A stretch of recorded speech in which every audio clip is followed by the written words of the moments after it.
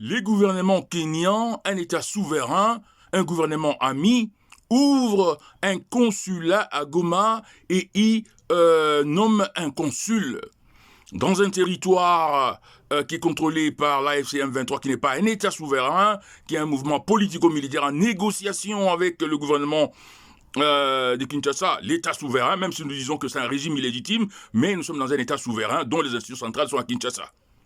C'est extrêmement grave. D'une part, ça démontre ce que Ngwanda avait dit, la légitimation de la balkanisation, d'une part, et malheureusement, d'autre part, et nos frères et sœurs de l'AFC M23 et ceux de Kinshasa semblent être inconscients ou dans la complaisance ou dans la complicité. Nos frères de l'AFC M23 n'auraient pas dû accepter, devraient normalement aujourd'hui là faire des objections. Parce qu'ils sont conscients qu'ils ne sont pas un État souverain. Ils sont, c'est vrai, nous acceptons des frères et sœurs qui sont dans la révolution constitutionnelle, mais ils ne sont pas un État souverain pour accepter ou valider la nomination d'un consul sur un territoire qui fait partie d'un État souverain dont les institutions centrales soient à Kinshasa.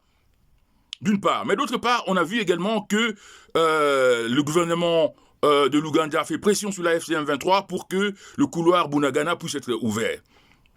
Donc, ça démontre la continuation de la mentalité, de la perception esclavagiste de l'axe Kenya-Tanzanie, donc, et même Zanzibar, de l'époque où le Congo n'était qu'un chamba des esclaves, où on allait puiser les esclaves. Et aujourd'hui, donc, l'Est du Congo continue à être un chambaillé, tout comme disait d'ailleurs Ruto lui-même. C'est scandaleux. Nos frères de l'AFC M23 doivent faire des objections. Ils doivent formuler des objections. Et Kinshasa doit formuler des objections.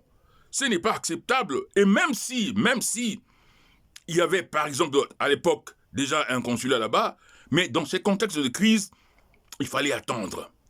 Et donc, on voit là que il y a légitimation d'une sorte de balkanisation qui ne dit pas son nom, et que les Congolais, que ce soit les politiciens, dans l'opposition, dans la société civile, nous sommes dans la distraction. Je l'avais dit, est-ce que Kinshasa n'est pas aussi complice dans la mesure où Kinshasa voudrait aller dans le sens d'un schéma à la Poutine pour dire on vous cède l'Est, comme Poutine veut qu'on lui cède l'Est de l'Ukraine.